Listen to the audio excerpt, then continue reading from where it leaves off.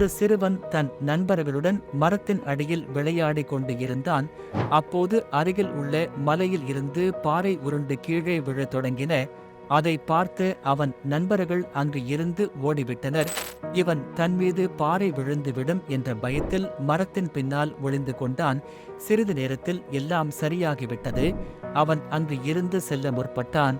அப்போது ஒரு பாம்பு பாறையின் இடுக்கில் சிக்கி தவிப்பதை பார்த்தான். அவன் அந்த பாம்பை அப்படியே விட்டு செல்லாமல் அதிலிருந்து விடுவிக்க பாறையை தூக்கினான். அப்போது தூரத்தில் இருந்து ஒரு பாம்பு அவன் கையில் பாறை இருப்பதைக் கண்டது. பின்பு கீழே இருந்த தன் நண்பனான மற்றொரு பாம்பை கொல்ல நினைக்கிறான் என்று தவறுதலாக புரிந்து கொண்டு வேகமாக வந்து அவனை தீண்டியது.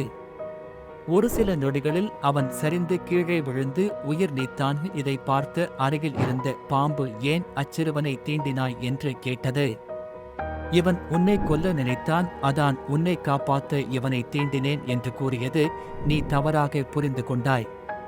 இந்த சிறுவன் தான் பாறையின் இடுக்கில் சிக்கிக் கொண்ட என்னை பாறையை தூக்கி என்னை காப்பாற்றினான் என்று கூறி அழுதது. பின்பு மற்றொரு பாம்பு தன் தவறை உணர்ந்து வருந்தியது. கதையின் முடிவு.